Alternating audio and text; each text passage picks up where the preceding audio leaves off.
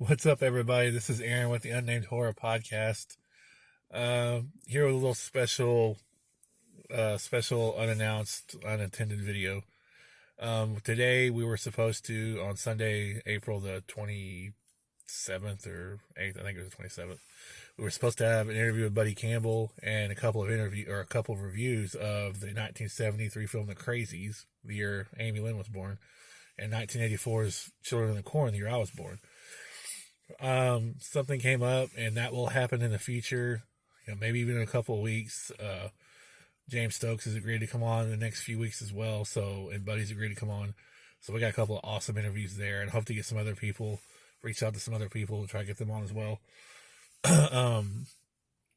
But that, unfortunately, that didn't get to happen. So what I thought I would do is, because I literally just finished watching them a few minutes ago, literally all of them back to back to back to back to back, I thought I would just sit here and kind of do a quick review of all of Jason Pitt's movies, because we're getting ready to start, they're getting ready to start shooting another one in a few days. And this one's going to be the best one of them all, I think. But all of his movies have been kick-ass to this point. So if you expect me to say something negative about his movies, you're going to be disappointed. Sorry to tell you. But I thought it would be fun to kind of just go through all of them real quick. I mean, there's been 5 of them. And, the longest one is an hour. That's Vorhees, Night of the Beast. All the rest of them are 35 minutes and under, not counting the credits, which if you watch a Jason Pitts movie and you haven't seen one yet, you always want to watch through the end credits, because there's always something at the end of the credits. So far, anyway, that's been the case, except for Vorhees, Night of the Beast. I don't think it had anything in the credits, but everything else did. And some really good music too, and I'll talk about that as I go through the movies. Amy Bishop did it turns out apparently this was a song she'd already written and had recorded before Alone, but it fits Alone so perfectly. So we'll start with Alone, 2020, starring Marilyn Knapp, Samantha M. Shaw, Clayton Bowman. Special little cameo by Jason. If you look close enough, you'll see him. But that's really it. And there's a few people in a restaurant scene. Other than that, I mean, you see those 3, and that's about it. Clayton Bowman as the sheriff, Brock, he was great. Wasn't in it a lot, but when he was really good. Samantha M. Shaw's cat was fantastic. She just nailed it. I felt so much sympathy for her. I don't like saying you, because I don't want to tell you what to feel, but for me, I felt so much sympathy for her. She was so likable, and what happens to her in the movie is beyond sad. And Marilyn Knapp was, no offense to Samantha M. Shaw, Clayton Bowman, they were both great, but she was the star of the show. She was freaking phenomenal. A lot of this movie is Marilyn Knapp talking, telling these, as it turns out, spoiler alert, bullshit stories that aren't true, because she's just a complete psychopath. And it was a joy to watch. Just a joy to watch her act. She was so good in the movie. And again, as was the other 2 as well, Samantha M. Shaw and Clayton Bowman. Patty, Marilyn Knapp's character Patty, was a character that you want to like her through the whole thing, and then when things get turned on their head, you're like, holy crap. And there are spoilers in this. I'm trying not to spoil too much, but I want to spoil a little bit, otherwise I can't really do the review. But there's certain things that happen in this movie that, if you haven't seen it yet, go watch it. It's on YouTube. Literally every movie I'm going to talk about, all 5 movies, are on YouTube. The scenery in this movie is great. They're driving through the mountains. They're going from, I don't know what town it's supposed to be, but in real life it's Danville, where I live, Danville, Arkansas, to Little Rock, which is about an hour and 45-minute drive in real life. They stop on the mountains and have this beautiful scene where they're on the mountains talking and watching the sunset, which is great. I give this movie a 9 out of 10. It's so good. The ending's very sad. The music, Amy Bishop did a fantastic song called Eraser, which is played during the end credits. It is phenomenal. The one thing I forgot to look up was the person who did the music. But the score is really good too. There's not a whole lot to be said about this movie. It is so good. Just go watch it. It's a very intense. There's a scene with Patty, Marilyn Knapp's character, and Clayton Bowman's sheriff, that is incredibly intense, and you just you don't know what's going to happen, and it's so good. So yeah, Alone gets a 9.0 out of 10. Phenomenal movie, a great directorial debut for Jason, and that leads into part two of what was originally intended to be a four-part saga. I swear I'm not drunk. I have not drank beer in forever, but man, I can't really talk right now. A four-part saga, the Alone saga. Alone was number one. Number two was Masquerade, and it's set basically in the same universe, but all new characters. And it's stars Olivia Disney as Sylvia Darnell, who is a international superstar, supermodel, beautiful woman. Olivia Disney is anyway, and she's basically getting ready for a blind date to show up at her house. She's cooking dinner, and this blind date, played by oh my gosh, I'm blanking on his name. His name in the movie is Clint. Aaron Logan Ray, I believe is his name. And he's great in the movie. C.J. Bernard and Bailey Freeman are two of his associates, and basically he's come. Spoiler alert: Sylvia Darnell is not a nice person. She is a complete lunatic, a psychopath. And then so are these people that came with Clint. They're there to rob her, and she's looking to do other things to them. A lot of Devil's Rejects, a lot of I don't know, just it's a home invasion slasher movie, and a lot of bloodshed, lots of bloodshed. The acting in this movie is top notch. Bailey Freeman is so good and so adorable, even though she's playing a bad character. She's adorable. C.J. Bernard is awesome as always. He's good in everything. But this is most of depth, and Aaron Logan Ray is fantastic too as Clint. But this is definitely Olivia Disney's show. She just steals the show. She is so good. And, I've seen her in other stuff play really good characters, and I've seen her play some really, really mean characters. She is so good at either one. It doesn't really matter. She can do both and do both very well. She has a lot of crazy eyes. I love her facial expressions, and her acting is just top notch. As is, like I said, everybody in this movie that you see on camera is fantastic. Samantha M. Shaw makes an appearance at the end as the twin sister of the character she played in Alone, who is a police detective. So you get to see her again, and man, this is the one I literally just watched before I left my house. So I'm still like, every time I see it, I have not watched them in a while. I've not watched any of Jason's movies in a bit. And, it reminded me of why I love slasher movies. That's how fun Masquerade was. Just crazy, intense, but funny at times. There was some humor in it. And Olivia Disney's character was just completely out of her mind, psycho. And it was a joy to watch it. It was so much fun to watch it.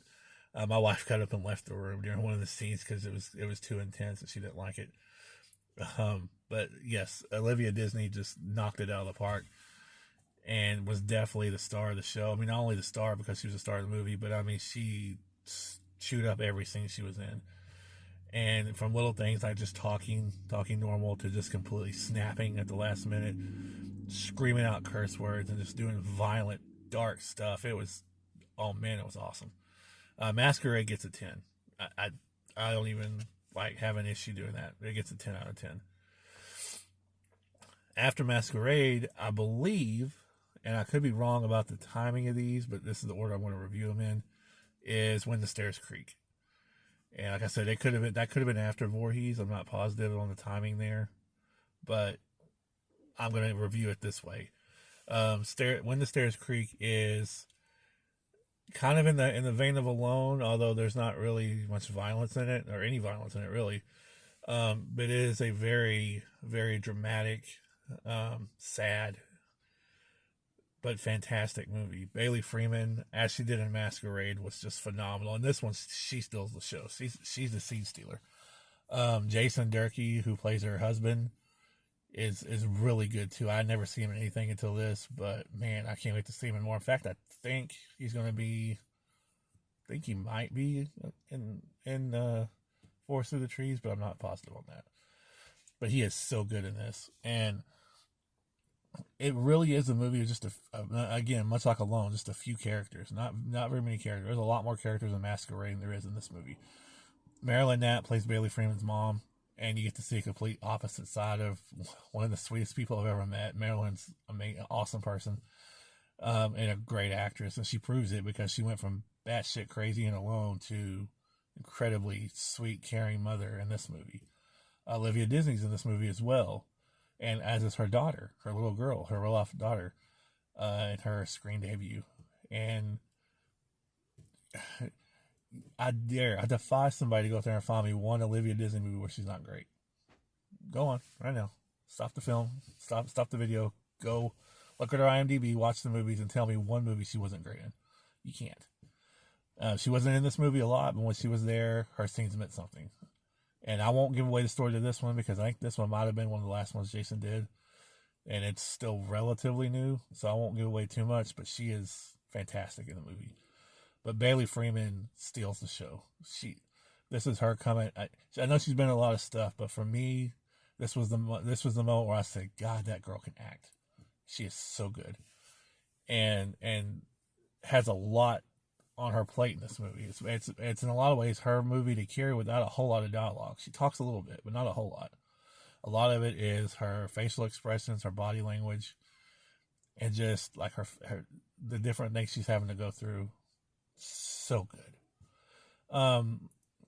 Admittingly, this is not my favorite type of genre. I'm not a big fan of dramatic movies. I like action, I like comedy, I like horror.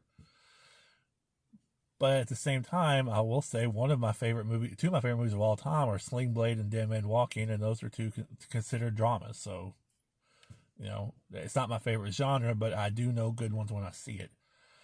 And I do enjoy good ones when I see them. Sling Blade and like I said, Jaws is my favorite movie of all time. Sling Blade and Dead Men Walking are both in the top 5. I love both those movies to death. So I will, say that this is a fantastic drama. It is not what you expect from a Jason Pitts movie, and that's what makes it so great. And it's based on the song Little Talks of Monsters and Men. So if you listen to that song, you can kind of figure out what's happening in the movie. Amy Bishop, as she did with Masquerade as well. I didn't mention that, but Amy Bishop's song Masquerade during the end credits is awesome. Racer is badass. It's one of my favorite songs of the last 10 years. I listened to it today on the way home from my mother-in-law's, which is why I wanted to watch the movie. And she does a cover of Little Talks, which is just, again, so good. I will give this one a 9 out of 10. No, I'll give it a 9.5 out of 10. So far, we've had Alone at 9, Masquerade at a perfect 10, When the Stairs Creak at a 9.5. And it's because of Bailey Freeman's acting, because she's just so likable and so nice. Not nice, but so likable, and you feel so bad for her. She's fantastic. So it brings us to our last two movies, which I'll put them both in one. It's Vorhees, Night of the Beast, and then the follow-up 20-minute sequel, After the Beast.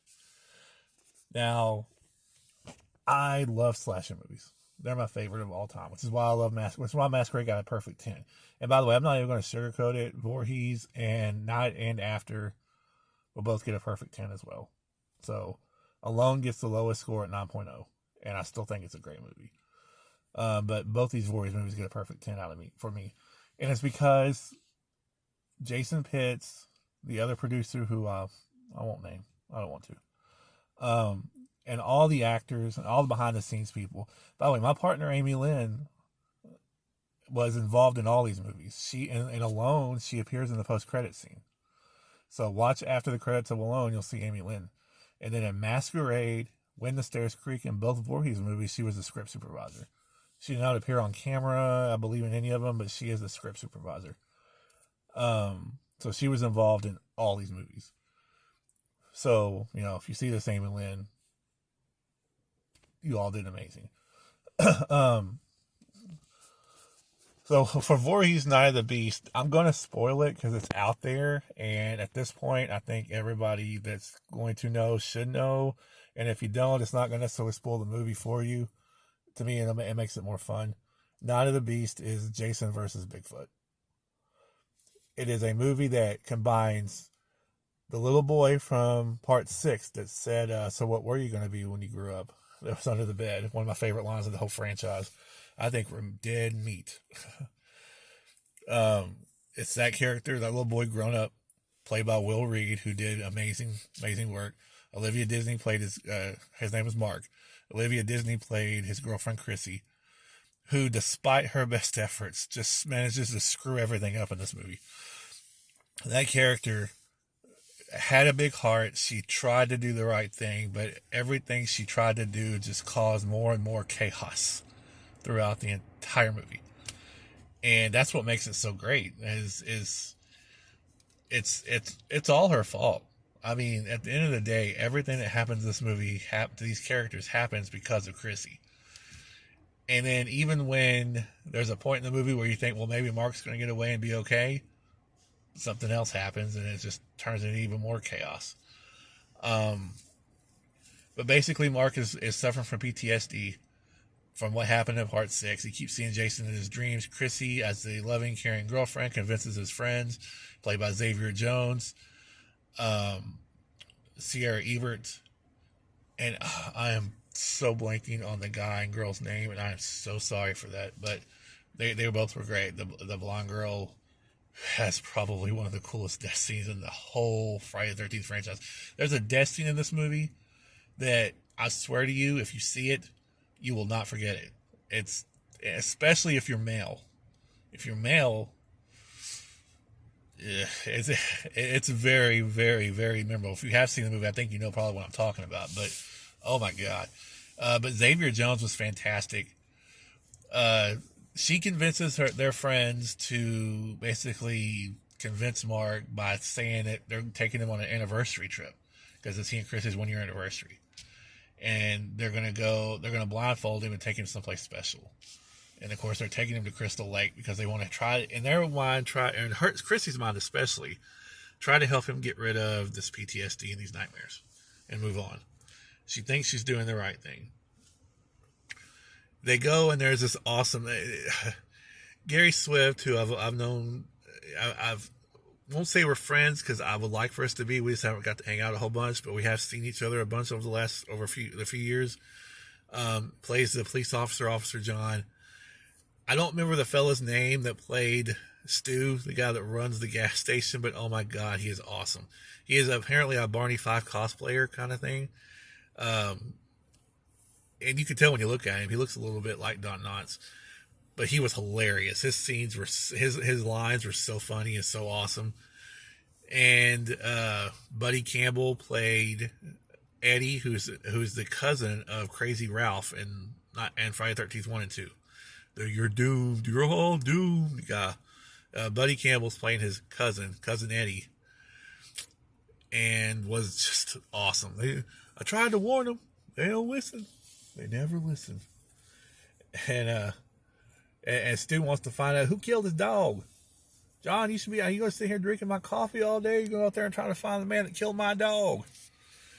And when the kids show up and they start to freak out, because like, what are you kids doing here? Get in that car and get the hell out of here. Dumb kids, they should know better than that. And then when they take off, and Eddie does I tried to warn them. They don't listen. And he goes, I bet he's back. I bet he's the one that killed my dog. And Officer John was like, oh, he hadn't been seen in years. He's probably gone. He goes, well, them kids will go up there and get them all stirred up. Just, oh my God, I love those guys. The gas station scenes are my favorite non-death scenes in the movie because they're so good. Those guys are so good together. Trying to think of some more. Mike Morgan plays, oh my gosh. I'm the worst movie reviewer ever. He plays the Indian who knows everything about what's going on. And he's the leader of this group of Bigfoot hunters. Madman Fulton not only plays Bigfoot, former TNA wrestler Madman Fulton plays Bigfoot, but he also plays Lance, who is a member of the Bigfoot hunting group, which I thought was great because he's basically hunting himself. And there's a moment in the movie, James Stokes plays Jason, Bigfoot, and he also plays a redneck in this group of like 3 rednecks, and including a buddy of mine named Michael Thompson. He's one of those rednecks too. And then while he's out there doing that in the woods, here comes Bigfoot. And then when Lance is walking around through the woods, here comes Jason. So it was really cool. Kelly Lane, awesome actress, sweet person. Finally got to talk to her on the podcast last week. She plays another one of the Bigfoot hunters, and she's fantastic in the movie. Has some great lines. Just a badass female character. But oh my God, it's gonna drive me crazy. And at some point, I'm gonna remember his name and then feel really stupid because I won't be recording anymore. But anyway, Mike Morgan was fantastic, and I've told him this before, so he knows how I feel about his performance. But he was phenomenal. And then C.J. Bernard. I'm trying, for every movie I've said who I thought stole the show, and I was trying to think of this one, but I think C.J. Bernard is the Duke, as Creighton Duke from Jason Goes to Hell. This is kind of an origin movie for Creighton Duke. He comes in as one of the Bigfoot hunters, leaves as one of the Jason hunters. He comes in one of the Bigfoot hunters, and then sets his sights on Jason because of everything that happens in this movie. But he's probably the guy who steals the show. Both James Stokes and Madman Fulton as Jason and Bigfoot were just freaking awesome. They got everything down. Jason looked like James looked like Jason. He walked like Jason. He had the Part 7 look, even though it's in this movie set between Jason Takes Manhattan and Jason Goes to Hell, because they actually mentioned the Manhattan Massacre during the movie. And there's a lot of little nods through the movie to Nightmare on Elm Street, to Jeepers Creepers, to Never Hike Alone, another Friday the 13th fan film, a whole bunch of other movies in there that get special like Easter eggs throughout the movie. But yeah, this movie gets a perfect 10, and it's not even close, and it's so much fun. A special shout out to Gary Swift, who played Officer John, and his band Primal Apathy. They did the soundtrack, and it was just some badass songs that they made exclusively for this movie. So shout out to Gary and to Primal Apathy for that. Like I said, perfect 10 out of 10. And then Charlene, I believe her name was Charlene, was a fan of this movie and came along and asked Jason if he was going to do a sequel. And Jason said, well, if somebody would pay for it, we would. So she agreed to put up the money, and they did a 20-minute short film. They shot the original Vorhees in Louisa, Kentucky. They shot After the Beast, the 20-minute short sequel, in Hot Springs, Arkansas. And they brought James back as Jason. Buddy Campbell came back as Eddie. Mike Brabender was in the movie in a cameo as, I guess, Buddy's brother, cousins. I think it's supposed to be his brother. C.J. Bernard's back as Creighton Duke. And Sierra Ebert comes back, even though her character didn't have a very good end in the first movie, and sort of a flashback. And Charlene, who put up the money, and Jason Durkee from When the Stairs Creak are husband and wife in the movie, or boyfriend girlfriend in the movie, and they're basically looking for Sierra Ebert's character.